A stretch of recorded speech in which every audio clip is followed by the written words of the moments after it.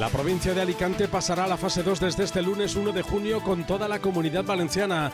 Podrán abrir centros comerciales, estancias interiores de bares y restaurantes, cines, teatros, auditorios, salas de concierto y exposiciones. El tránsito y permanencia en las playas estará permitido siempre respetando las medidas de seguridad e higiene en grupos máximos de 15 personas. En total, más de 32 millones de personas entran desde el lunes en la fase 2, después de que el Ministerio de Sanidad haya accedido a las solicitudes de cambio de la Comunidad Valenciana y de otros territorios de España. Desde el Ministerio de Sanidad son partidarios de mantener el plazo de 14 días de permanencia en las fases, porque aseguran que es lo que permite evaluar la evolución de la epidemia e insisten que es muy importante mantener una actitud de responsabilidad individual.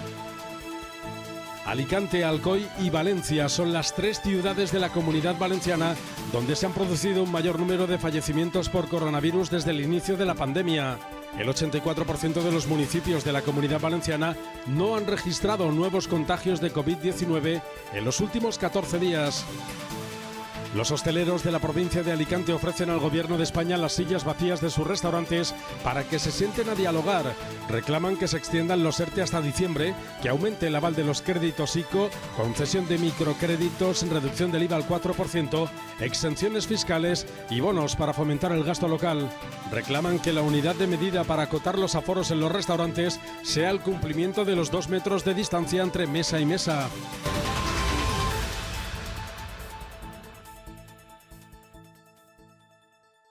El ministro de Sanidad, Salvador Illa, y el director del Centro de Coordinación de Alertas y Emergencias Sanitarias, Fernando Simón, han anunciado que toda la Comunidad Valenciana pasará a la fase 2 el próximo lunes 1 de junio. Esta relajación de las restricciones por el estado de alarma permitirá a los alicantinos, por ejemplo, ir a los cines, volver a los teatros, visitar monumentos o mantener reuniones con grupos de más de 10 personas. A continuación, algunas novedades para esta fase 2 de desescalada.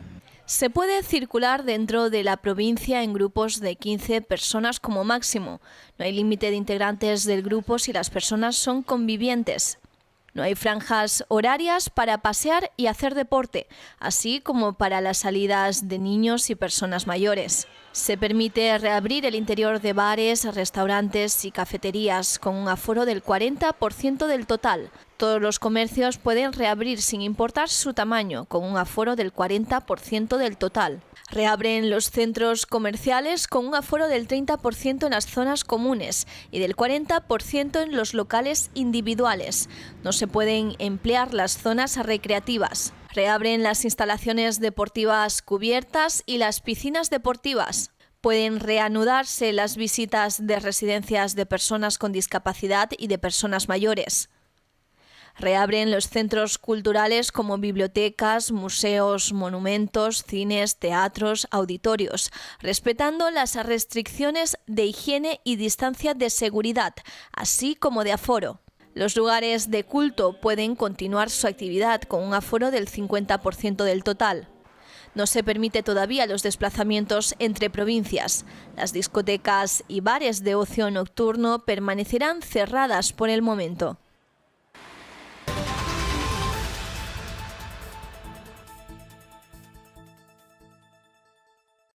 Más de 32 millones de personas entran desde este lunes en la fase 2 de desescalada, después de que el Ministerio de Sanidad haya accedido a las solicitudes de cambio de la Comunidad Valenciana y de otros territorios de España.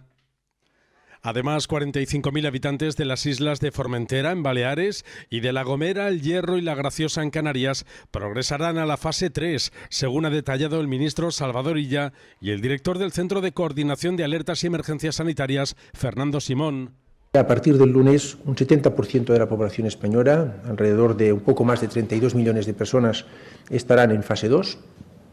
Alrededor del 30% de la población española, es decir, aproximadamente unos 15 millones de personas, estarán en fase 1 y 45.000 ciudadanos españoles, los que habitan en las islas de Formentera, La Graciosa y Hierro y Gomera, estarán en fase 3. Por tanto, desde el resumen final, 70% de la ciudadanía en fase 2, 30% en fase 1 y 45.000 personas, casi 50.000 personas en fase 3. El Ministerio de Sanidad ha tomado esta decisión después de estudiar los informes que a lo largo de la semana habían presentado las comunidades autónomas con estas demandas. En la Comunidad Valenciana, después de evaluar que los indicadores de evolución de la pandemia van en la buena dirección, entra toda la comunidad autónoma en su conjunto en la fase 2 este lunes. En Castilla-La Mancha, Albacete, Ciudad Real y Toledo avanzan a la fase 2, en la que ya están Cuenca y Guadalajara. Andalucía ha visto cumplida su solicitud de que Málaga y Granada pasen a la fase 2 este lunes. Son las únicas dos provincias andaluzas que permanecían en la fase 1. En Murcia, la región ha logrado que Totana entre en la fase 2 este lunes, por lo que toda la comunidad autónoma progresa al mismo ritmo. En Castilla-La Mancha pasan a la fase 2 las provincias que quedaban por pasar, Albacete, Ciudad Real y Toledo. Esto es en Castilla-La Mancha. En la Comunidad Valenciana pasan las 3 provincias, Alicante, Castellón y Valencia. En Andalucía pasan las provincias de Granada y Málaga, que son las dos únicas que quedaban por pasar, que han presentado una evolución muy buena. Por lo tanto, la totalidad de la comunidad de Murcia está en fase 2. Las Islas Canarias pasan a fase 3 y de las Islas Baleares solo Formentera ha conseguido pasar a esta fase, mientras que la Comunidad de Madrid no pasará de fase hasta el próximo 8 de junio. Desde el Ministerio de Sanidad siguen siendo partidarios de mantener el plazo de 14 días de permanencia en las fases porque es lo que permite evaluar la evolución de la epidemia e insisten en que es muy importante mantener una actitud de responsabilidad individual. Una acción equivocada puede poner en riesgo lo que ya se ha conseguido. Mantener una actitud de responsabilidad individual y ceñirnos a aquellas recomendaciones de las autoridades sanitarias, de las comunidades autónomas y del propio Ministerio de Sanidad. Es muy importante, insisto, porque una mala acción, una acción equivocada puede poner en riesgo todo lo que hemos conseguido hasta ahora. El resto de comunidades autónomas que pasaron de fase el pasado lunes permanecen en la misma situación al no haber solicitado ningún cambio.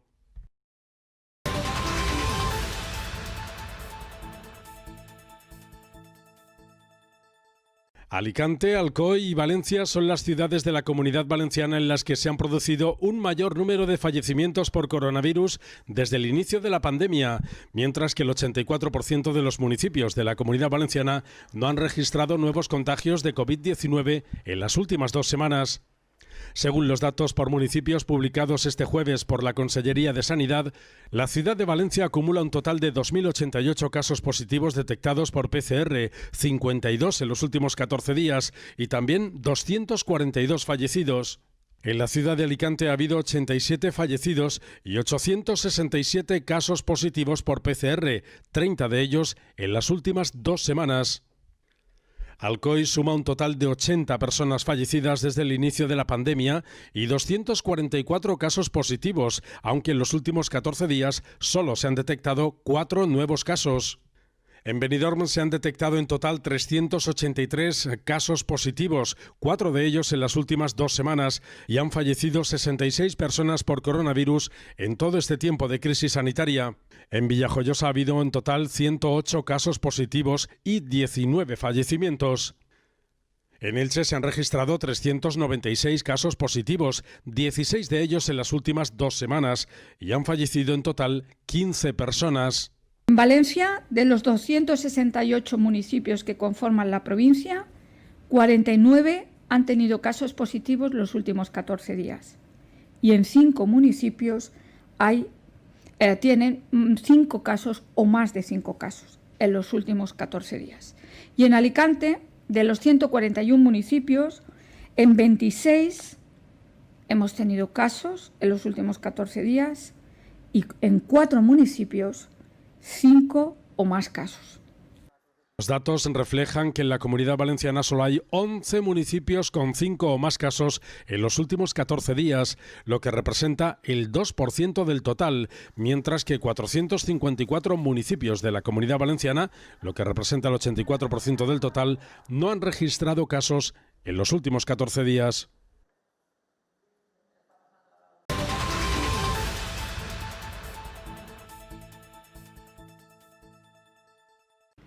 Continúan llegando vuelos internacionales al aeropuerto de Alicante-Elche, después de la orden del Gobierno que regula los puntos de llegada desde el extranjero. ¿En la familia? No. No. Estoy feliz para regresar a casa y mi familia. ¿Quién me espera? Yo pienso que es correcto hacer cosas como pero claro, es un poco de estrés cuando venimos para continuar a trabajar, pero está bien. No, me voy en mi casa porque hay 14 días en casa y después a trabajar. In apartment. In apartment Yeah. here in Alicante? In Yeah, the city? Alicante. After the quarantine, some business. Un poquito mal, esperar un poquito tiempo, pero es normal. ¿No puedo viajar Hasta ahora no. Yeah, it's the policeman, the first one, then some medicals, they check your temperature, then police local. It's a free border for across to be here. Varios países de la Unión Europea ya han empezado a relajar la entrada del turismo extranjero a su territorio, a diferencia de España, cuya desescalada, la más exigente de la Unión Europea, exige que los turistas que lleguen a uno de los 10 aeropuertos abiertos permanezcan 14 días en cuarentena durante el estado de alarma y no prevé una vuelta del turismo extranjero hasta el mes de julio. Los desplazamientos permitidos, que siempre deberán llevarse a cabo con mascarilla, solo serán para poder adquirir alimentos, productos farmacéuticos y de primera necesidad, salir a centros, servicios y establecimientos sanitarios o por causas de fuerza mayor o situación de necesidad.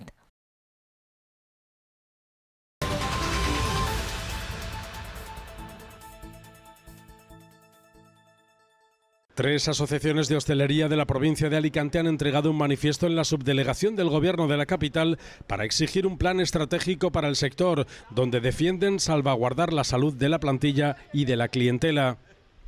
Esta es una acción simultánea con otros puntos del país impulsada por el colectivo Hostelería de España, tras la cual el presidente de la Asociación de Restaurantes de Alicante, César Anca, ha explicado que el sector pasa por su peor crisis sin que el Gobierno de España haya impulsado un plan estratégico, por lo que asegura que si no hay un cambio de rumbo se abocará a los negocios a cerrar, porque su propia fisonomía, las características de los locales, abrir no les va a ser rentable. Pidiendo al Gobierno que se siente a negociar con nosotros dos cosas, un plan de choque a corta y un plan de choque a la larga. A corta estamos hablando de qué va a pasar con esos ERTEs a partir del 30 de junio, ayudas al sector de la hostelería, un sector que es tan importante y sobre todo en ciudades como esta, como Alicante, donde bueno, pues este año todavía no sabemos qué va a pasar con el turismo, ayudas tipo económicas de microcréditos, esas líneas ICO tan prometidas que todavía estamos muchos hosteleros esperando, ayudas al sector de hotelería también para que puedan traer turistas. El presidente de la Asociación de Restauradores Alicantinos insta a que la unidad de medida para acotar los aforos no sea un número al azar del 40 o del 50%, sino únicamente el cumplimiento de los 2 metros de distancia entre mesa y mesa, ya que afirma es un criterio objetivo que garantiza las medidas sanitarias. La provincia de Alicante pasará a la fase 2 desde este lunes 1 de junio con toda la Comunidad Valenciana. Podrán abrir centros comerciales, estancias interiores de bares y restaurantes, cines, teatros, auditorios, salas de concierto y exposiciones. El tránsito y permanencia en las playas estará permitido siempre respetando las medidas de seguridad e higiene en grupos máximos de 15 personas. En total, más de 32 millones de personas entran desde el lunes en la fase 2, después de que el Ministerio de Sanidad haya accedido a las solicitudes de cambio de la Comunidad Valenciana y de otros territorios de España. Desde el Ministerio de Sanidad son partidarios de mantener el plazo de 14 días de permanencia en las fases, porque aseguran que es lo que permite evaluar la evolución de la epidemia e insisten que es muy importante mantener una actitud de responsabilidad individual. Alicante, Alcoy y Valencia son las 3 ciudades de la Comunidad Valenciana donde se han producido un mayor número de fallecimientos por coronavirus desde el inicio de la pandemia. El 84% de los municipios de la Comunidad Valenciana no han registrado nuevos contagios de COVID-19 en los últimos 14 días. Los hosteleros de la provincia de Alicante ofrecen al Gobierno de España las sillas vacías de sus restaurantes para que se sienten a dialogar. Reclaman que se extiendan los ERTE hasta diciembre, que aumente el aval de los créditos ICO, concesión de microcréditos, reducción del IVA al 4%, exenciones fiscales y bonos para fomentar el gasto local. Reclaman que la unidad de medida para acotar los aforos en los restaurantes sea el cumplimiento de los 2 metros de distancia entre mesa y mesa.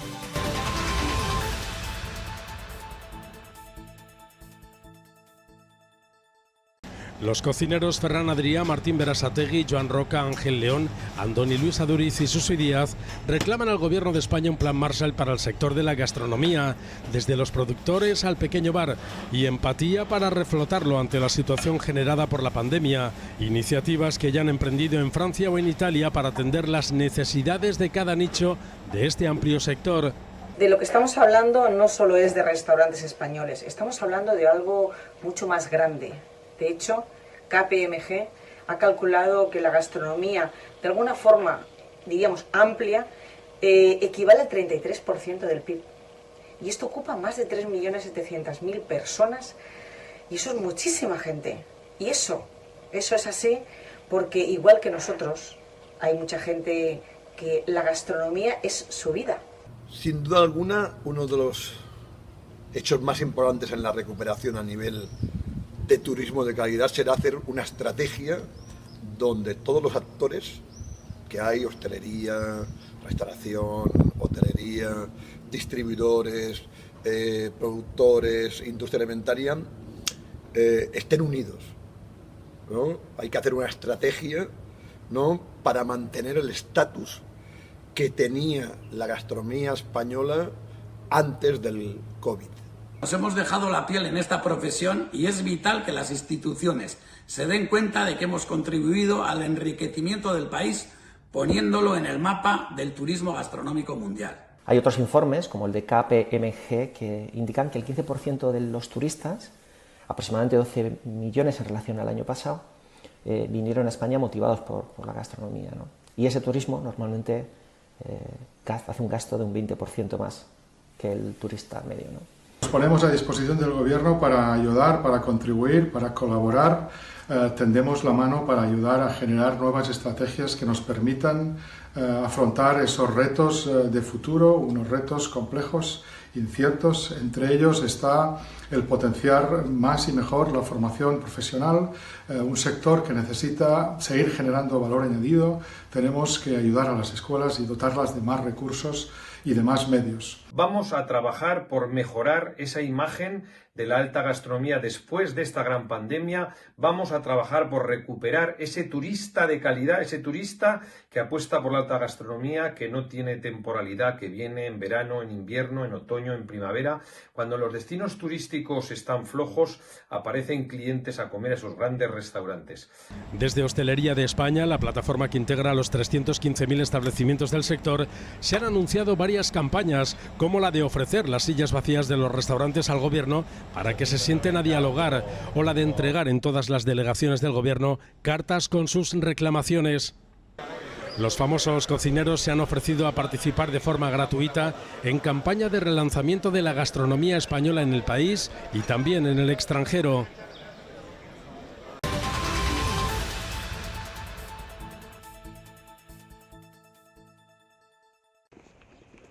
Más cambios en la Guardia Civil, el tercero en pocos días.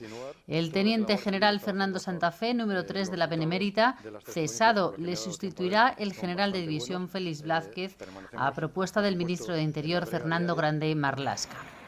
Este cese se produce tras la destitución del teniente coronel Diego Pérez de los Cobos como jefe de la Comandancia de Madrid, una destitución que se liga a un informe sobre las manifestaciones del 8M que la Guardia Civil envió al juzgado. Tras el cese de Pérez de los Cobos, el número 2 de la Guardia Civil, el teniente general Laurentino Ceña, pidió su destitución cuando apenas le quedaban unos días en la actividad. El ministro ha negado injerencias e Interior ha explicado que los cambios forman parte del nuevo impulso que se quiere dar a la Guardia Civil ante los retos de la seguridad del siglo XXI. Se producen tras la toma de posesión de la directora general de la Guardia Civil, María Gámez, y se habían visto parados por la crisis del coronavirus.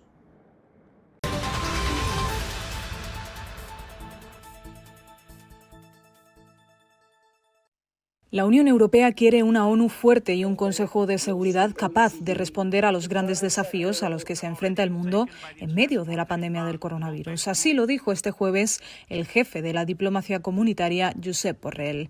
El exministro español compareció por videoconferencia ante el Consejo de Seguridad para analizar la cooperación entre la Unión Europea y Naciones Unidas en su primera intervención en este tipo de debate que se celebra anualmente. La respuesta a la COVID-19 y a la crisis más amplia que la enfermedad ha causado centró buena parte del discurso de Borrell, que aseguró que la pandemia supone una prueba para nuestra humanidad, pero también para el sistema multilateral en sí mismo.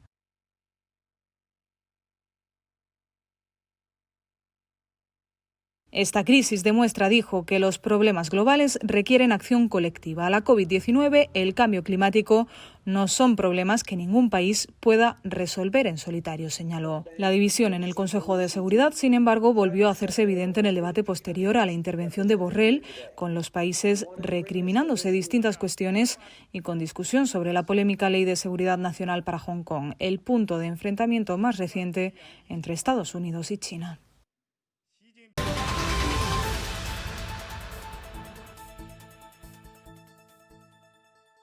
El coronavirus ha acelerado los pasos en salud digital. Esta es la principal conclusión del debate organizado por la agencia EFE, en el que expertos de distintas áreas han destacado el impacto de la pandemia en la transformación hacia un nuevo modelo sanitario apoyado en la tecnología.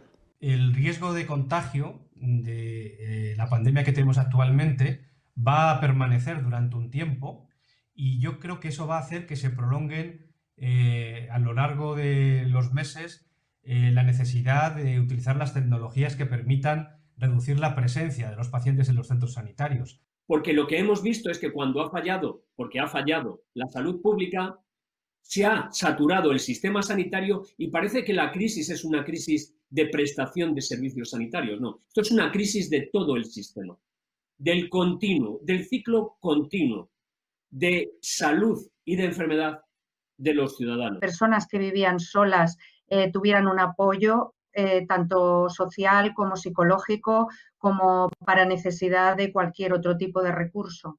Entonces se ha demostrado que no solamente es necesario, sino que las personas mayores en España lo pueden utilizar. Los profesionales han puesto en valor algunos de los aspectos fundamentales para la medicina digital recogidos en el informe E-Salud y cambio del modelo sanitario, impulsado por la Fundación Merck Salud, quien además ha colaborado en la organización del debate. Supone oportunidades para todos los profesionales que trabajan en este campo y sobre todo también para los pacientes. Hablar hoy de telemedicina, de Big Data, de robótica, de inteligencia artificial. Esto realmente en poco tiempo ha cambiado radicalmente. Hemos hecho millones de consultas online.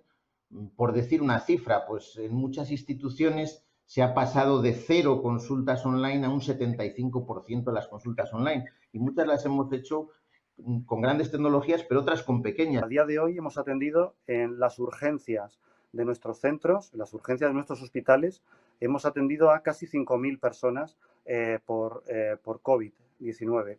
Casi 5.000 personas. Pues de esas casi 5.000 personas, el 70% de ellas desde la urgencia han sido remitidas a sus domicilios. Y esto ha sido en gran parte gracias a nuestra medicina digital. Ahora los pacientes viven con el doble temor, el temor a contagiarse y el temor a empeorar de su patología y tener que ir al centro sanitario y tienen miedo de no poder ser atendidos como venían siendo atendidos, ¿no? No poder hacer un seguimiento y un control de sus patologías, tienen miedo a retrasos en el diagnóstico que tengan un peor pronóstico, tienen miedo a no poder controlar la patología, a no poder acceder a su medicación. Estos avances tecnológicos facilitan una relación más personal entre médico y paciente que, a pesar de la distancia, están más conectados que nunca.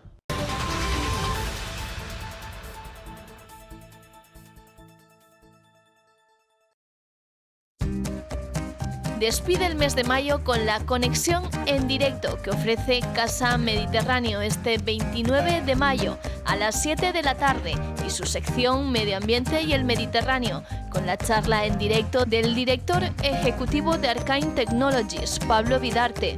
Y da la bienvenida al mes de junio con los diversos eventos online y en directo de Casa Mediterráneo. El 1 de junio a las 7 de la tarde tienes una cita con Geoestratégica y el Mediterráneo. Un debate con Enrique Mora, secretario general adjunto para Asuntos Políticos del Servicio Europeo de Acción Exterior, y José Pascual Marco, director general de Integración y Coordinación de Asuntos Generales de la Unión Europea en el Ministerio de Asuntos Exteriores, Unión Europea y Cooperación. El martes 2 de junio no te pierdas la exposición virtual sobre Túnez, Miradas del Túnez de hoy, de Miguel Rubio.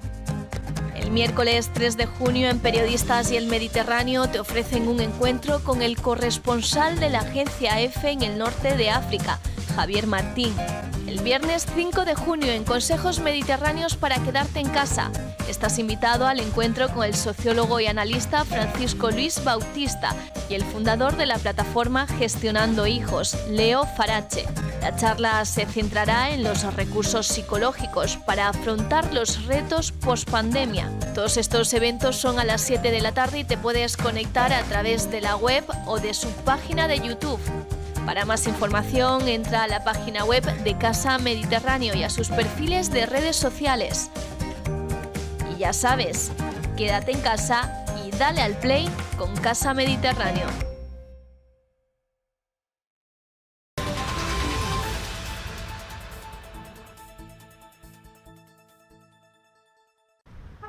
Saludos desde la Plaza del Mar, aquí en la capital alicantina, donde la previsión meteorológica para la jornada de hoy contempla unos cielos poco nubosos hasta este mediodía, que irán dejando paso a unos cielos totalmente despejados. En cuanto a las temperaturas, experimentarán un ligero ascenso en cuanto a la jornada de ayer, y así los termómetros marcarán entre los 28 grados de máxima y los 19 de mínima, con una sensación térmica mínima de 18 grados.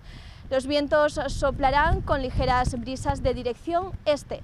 Según la Agencia Estatal de Meteorología, para la jornada de mañana nos esperan temperaturas similares y ya de cara al fin de semana predice cielos despejados durante el sábado para terminar con un domingo con nubes altas. El primer día dejará una temperatura máxima por encima de los 26 grados y una mínima de 17, pese a que se esperan pocos cambios en la máxima el domingo. La mínima continuará en valores similares. En Alicante se manifestará un viento flojo de dirección este.